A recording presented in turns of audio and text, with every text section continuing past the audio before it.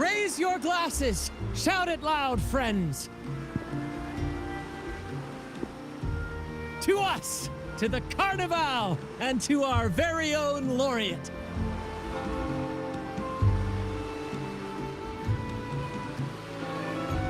A name that echoes through the world, destined to roam the skies before shaking the earth!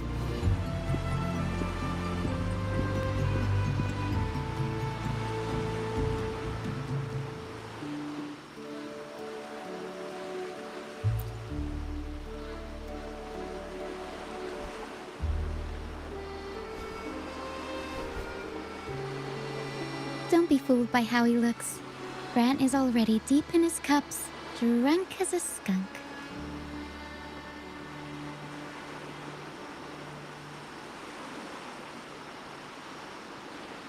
Oh, let him enjoy himself. The taste of victory is still fresh, and after such a battle, we should celebrate to the fullest. Drink your fill, everyone. This round's on me.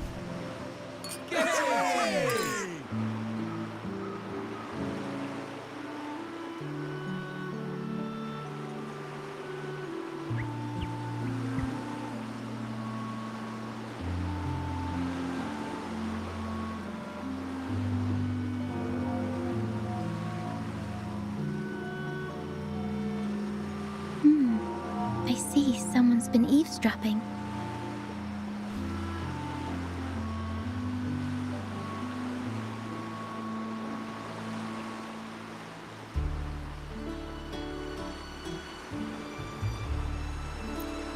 A devout acolyte wouldn't enter such a place without a good reason.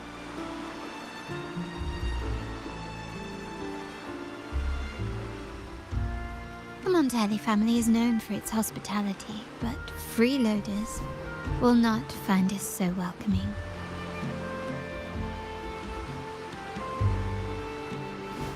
Friends, let's keep the mood lively.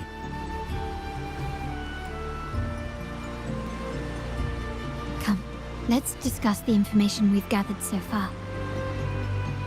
During the carnival, you heard the Sentinel's voice and found a girl named Cartathea. We've dug up some information on her. In the Order, every high-ranking acolyte is given a new name. We contacted the acolyte Phoebe. After some digging in the Order's records, she confirmed that before taking on her holy title, the Blessed Fleur-de-Lis was called Cartathea.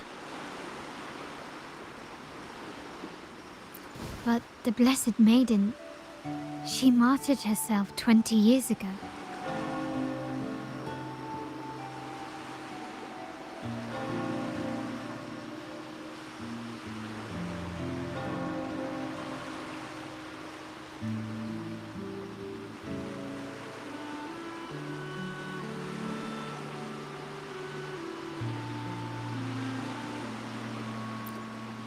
The family will uncover the truth. The only remaining clue is the inverted tower you mentioned hearing about from the Sentinel. But even that feels elusive. Judging by your expression, you must have discovered something new, right? Do you recall what we learned from the stained glass in the tower ruins? There were two divinities at the dawn of Renacita. If one refers to the Sentinel, then the other, who could stand alongside them, might be the Threnodian. The two are undoubtedly linked, so uncovering one could lead us to the other. Remember Gilberto from the Phasalia family? It took a lot to get him to talk, but we finally got some information from him. As he tells it, the Phasalia family's long-revered deity is none other than Leviathan, the Threnodian from the sea's depths.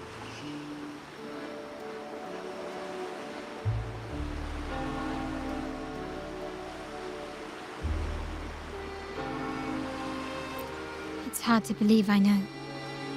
But recent events have only reinforced what we discovered from the stained glass. The Phasalia family has been on this island since the founding of Renacita. So their worship of the Threnodian may have persisted for centuries.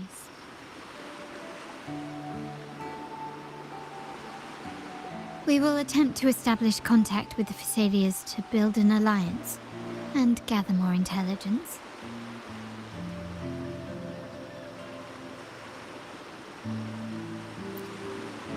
Rest assured, negotiation is what we do best.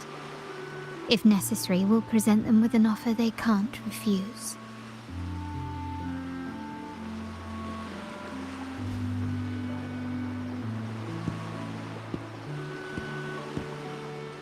Excuse me for the interruption. Greetings, esteemed guest. The Primus wishes to invite you for a conversation at the Cathedral of Mercury. Would you be so inclined? How curious. Since when has the Primus become so interested in social calls? It could very well be a trap. I'm merely conveying the Primus's invitation. The choice is yours.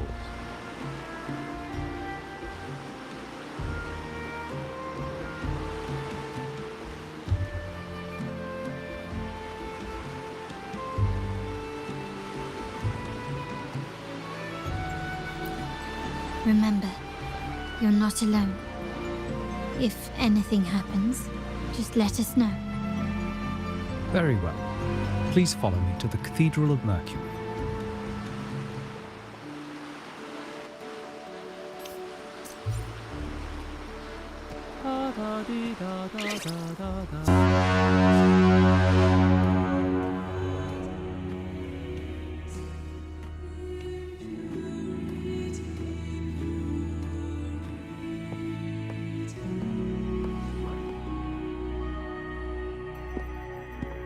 Never before have I seen a day so steeped in both shadow and light. The birds sing, the flowers bloom, yet this world knows neither true joy nor eternity. Come closer, righteous one. There's no need for hesitation. I am Fenrico, the Primus of the Order of the Deep. Your deeds have reached my ears, and I have long wished to meet you. Alas, the burdens of this world delayed our meeting until now. I beg your pardon for the wait. Please accept my respect for you. You and your troop have shown great talent and ambition, breathing new life into Raguna. I ask you to deliver this message to your companions. From this day forth, the troop shall have permanent rights to perform within the city.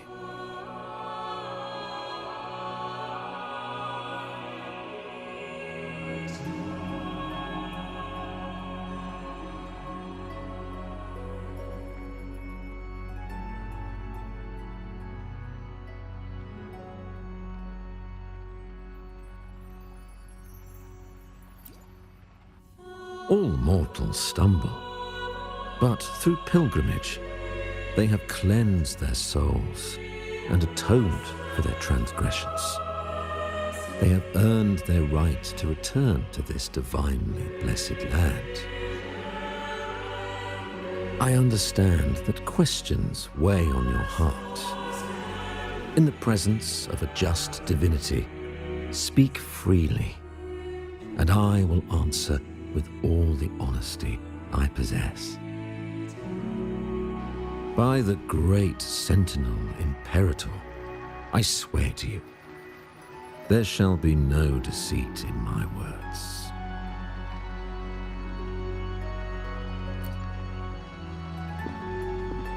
You have walked a path similar to theirs. Indeed, you have the right to meet them. However, due to the dark tide 2 decades ago, the Sentinel's body was gravely wounded and remains in a state of recovery.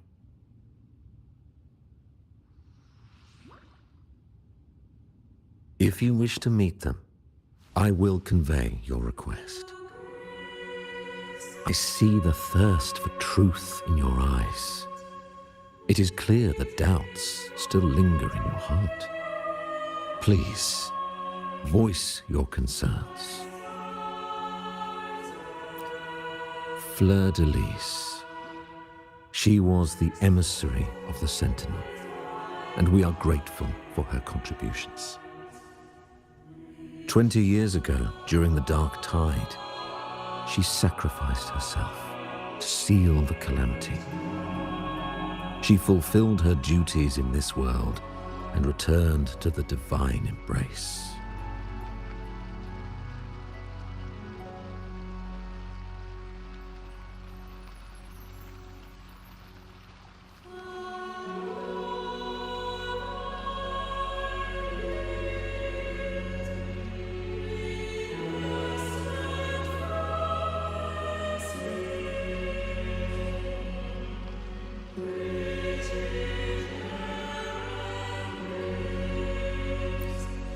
Do you know how the Dark Tide came into being?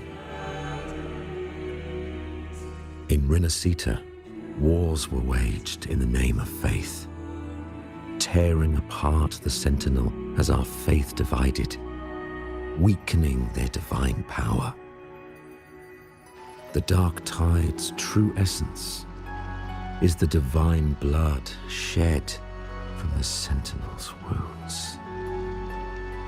That tragic past left deep scars, and with their divine power drained, they could not prevent the Dark Tide's surge 20 years ago. The Blessed Maiden chose to martyr herself. She once again resonated with the Sentinel and, through her sacrifice, restored some of their divine power, bringing an end to the Dark Tide. Yet, the Sentinel remains in a state of healing and still requires a mortal representative. Following the Blessed Maiden's departure, I was granted new authority to cleanse the aftermath of the Dark Tide. I received the divinity's blessing and became the new Enlightened One. By their will, I fulfill the tasks left unfinished in this world.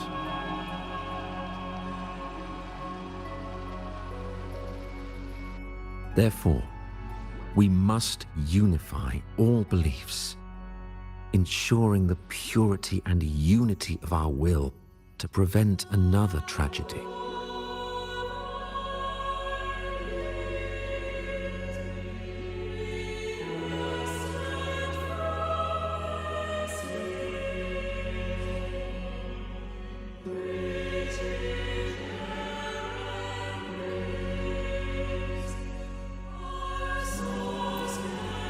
He said she once again resonated with the Sentinel. Was that really a second resonance awakening? Sentinel Jue had a trial with Jin Shi, but my permission was needed to transfer the Sentinel's power.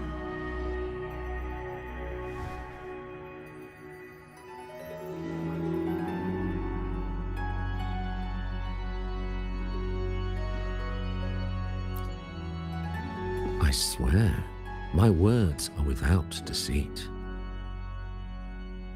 I see in your eyes that you have walked further on the path of justice than I anticipated.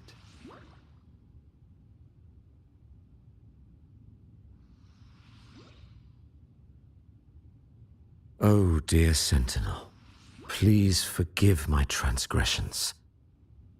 The Dark Tide brought us a blood-stained lesson.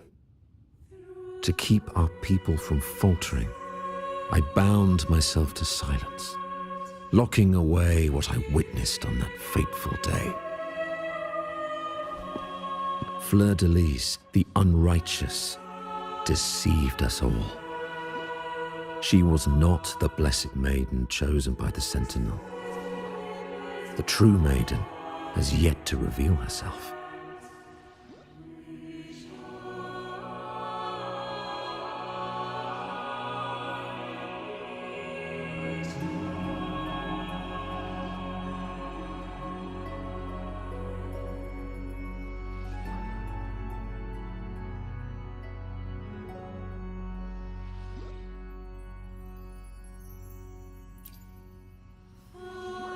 You must know that a being capable of rivaling our divinity exists in this world.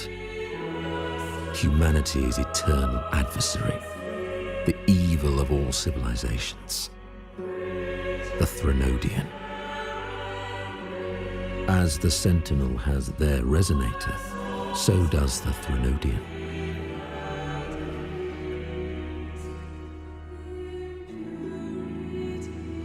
Fleur-de-Lis was shaped, both body and spirit, by our ancient enemy. Her actions were intended to plunge this city into fear and chaos. This is the truth I witnessed. Fleur-de-Lis was the Threnodian's resonator.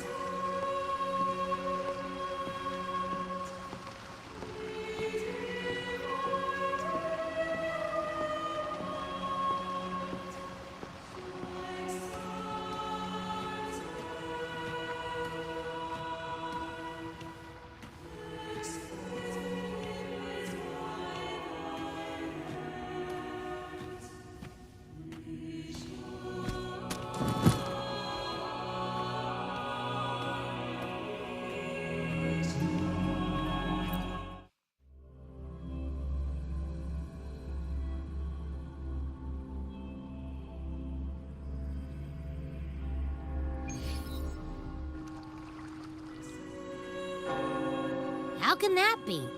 That blessed maiden, could she really be the Threnodian's resonator? What if the Primus's words were a bunch of baloney?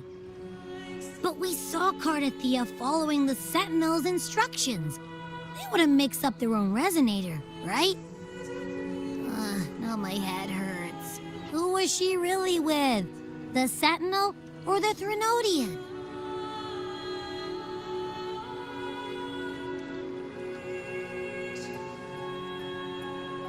Well, probably won't get any more answers from him.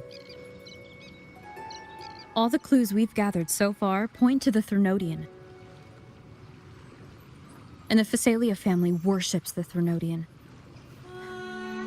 We'll have to wait for Carlotta to arrange an audience with them. Something tells me this carnival is just the beginning. There's more ahead. I'm sure of it.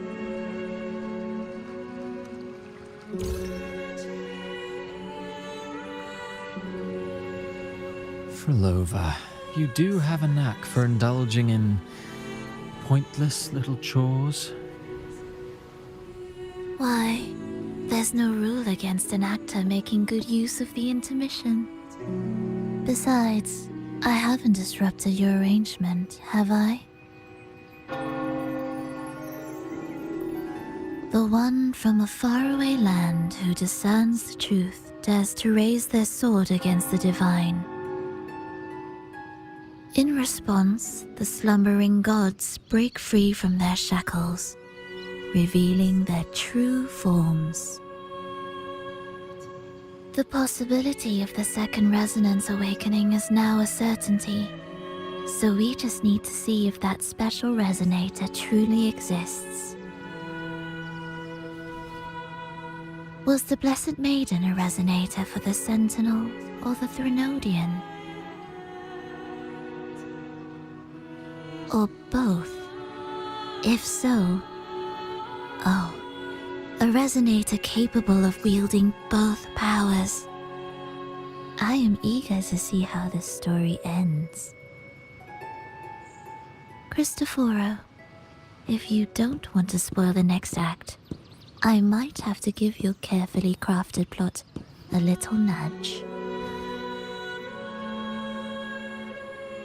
Speaking of which, that rover shines brighter than anyone else in your play. Do you find her interesting as well?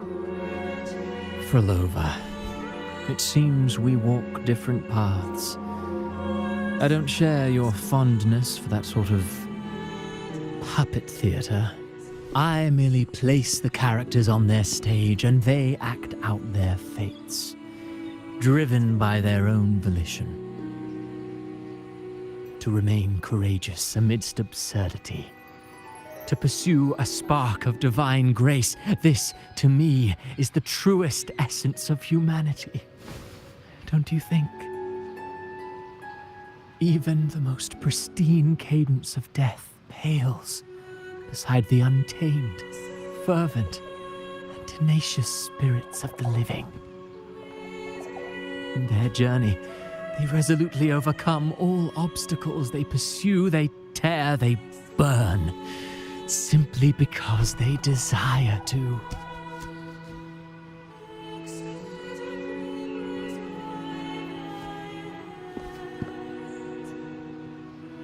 I think you should leave your secluded mansion. Take a walk and listen to the voices scattered across the world. Perhaps. From Huanglong to Rinasita, she has indeed added a few unexpectedly beautiful notes to my symphony. I am certain that, even without any direction, she will walk the path that destiny has laid before her.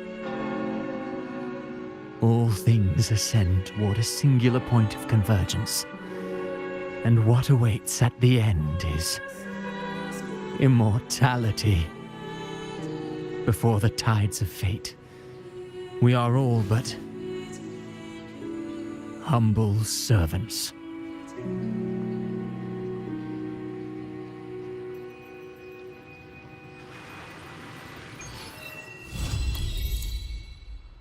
Hello? Do you mind dropping by the Strand when you have time? Fred and Bartolino are away, and they put me in charge of the welcoming proceedings. I'm feeling a bit nervous about it. Part of me just wants to crawl into my box. Pero is all stressed out because of me. Pero. I tend to fumble with words when talking to people. I'm worried I won't do a good job accommodating everyone. If the laureate herself were here, I wouldn't be so nervous. It would make things easier. So, as our new laureate, we need your help.